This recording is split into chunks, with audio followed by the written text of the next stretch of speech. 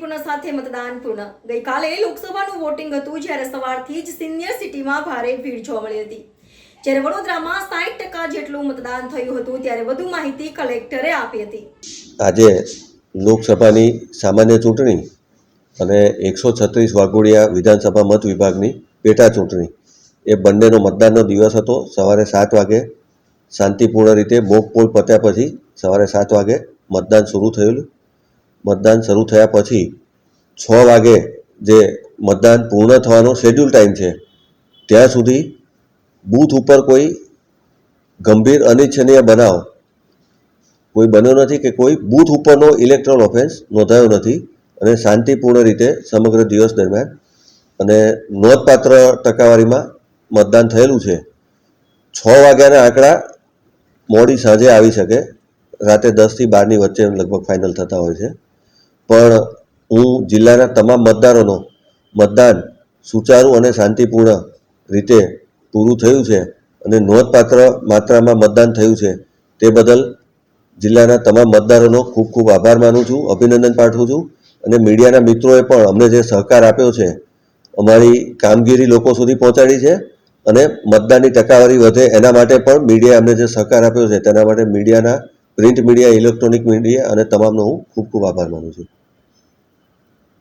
મતદાન દરમિયાન ઈવીએમ અથવા વીવીપેટ ખોટકાયા હોય એવી કેટલી ફરિયાદો આપણી પાસે? એમાં ફરિયાદ જેવું નથી હોતું, પણ એનો પ્રોટોકોલ એવો છે કે મતદાન શરૂ થયા પછી બીયુ અથવા સીયુ જો બગડે એટલે કે એમાં ફંક્શનલ કંઈક ડિફોલ્ટ થાય તો બીયુ, સીયુ અને વીવીપેટ આખો સેટ બદલવો પડે અને જો વીવીપેટમાં કંઈક ખામી સર્જાય તો માત્ર વીવીપેટ બદલવાના હોય છે। બીયુ, સીયુ કરતાં વીવીપેટ બદલવાના કિસ્સા વધારે છે। ચોક્કસ આંકડો અત્યારે હું આપને એટલે નથી આપી શકતો કારણ કે 5 વાગ્યાના અને 6 વાગ્યાના આંકડા હજી અમે એકત્રિત કરીને આપીશું ફાઇનલ। 5 વાગ્યા સુધીના પણ એકત્રિત કરવાના છે, પણ લગભગ એવું કહેવાય કે સિટીમાં જો વીવીપેટ રિપ્લેસ કરવાનું હોય તો 15 થી 30 મિનિટની અંદર રિપ્લેસ કરીને મતદાન શરૂ થઈ જતું હોય છે અને બીયુ, સીયુ અને વીવીપેટ ત્રણે બદલવાના હોય તો 45 થી 60 મિનિટની અંદર લગભગ એ બદલી નાખવામાં આવ્યા છે અને પુનઃ મતદાન શરૂ થઈ જાય છે।